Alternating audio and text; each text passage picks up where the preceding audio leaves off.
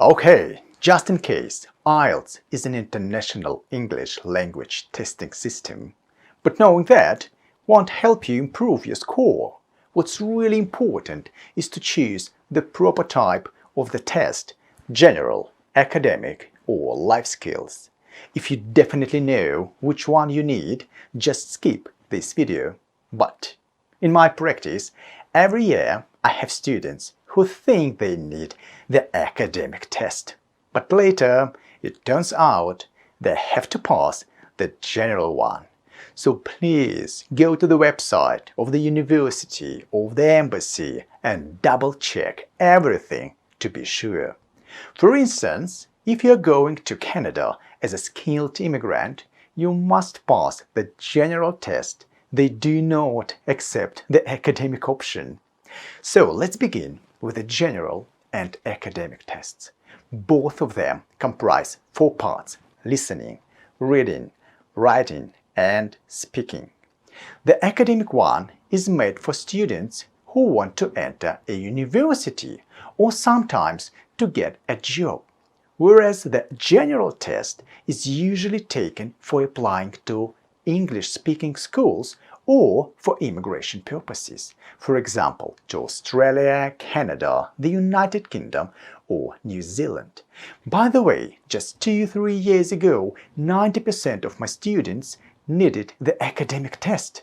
But now, the general one is getting more and more popular, especially with IT specialists who want to get a better job in English-speaking countries.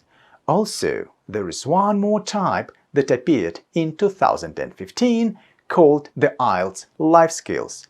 It is a light version of the test, and there are only 2 parts: speaking and listening. This test is required for immigration to the United Kingdom and is available at levels A1, A2 or B1. So it's quite a simple test in comparison with the general or academic options. The main idea of the test is to check your basic knowledge about work, study, transport, family, and so on. In other words, you should demonstrate that if you get lost in London, for example, you'll be able to find your way home.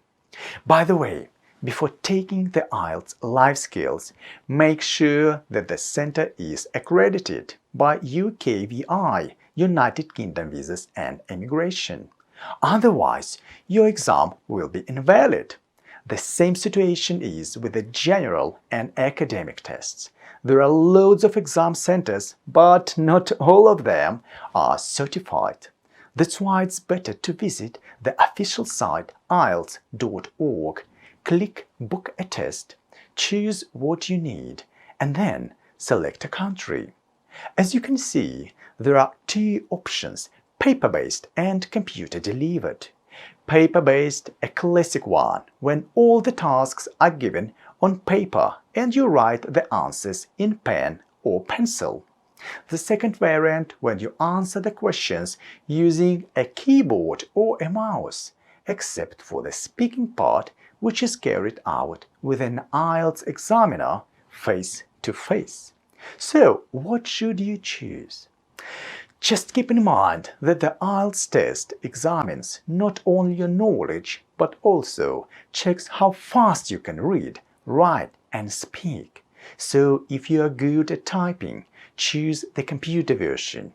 If you are good at handwriting, pick the paper-based. But if a specialist is needed to decipher your writing, it's better to choose the computer version. Also, the results are delivered in 5-7 days in comparison with 2 weeks for the paper-based exam. So let's summarize what we've got today. First, there are 3 types of the test: academic, general, and life skills. All of them are made for different purposes. That's why make sure that you've chosen the right one. Second, check the accreditation of your IELTS center, or better still, visit the official site IELTS.org and book a test there. Finally, choose between the paper and the computer version of the test. One more thing. If you are confident enough and going to get ready for the test within 2 weeks or so, I wouldn't do that, because the structure of the IELTS test is rather different from others, such as TOEFL, FC or CP. Students make a huge amount of mistakes just because they do not familiar with some specific tasks. So do at least 10 full tests before going to the exam. Good luck!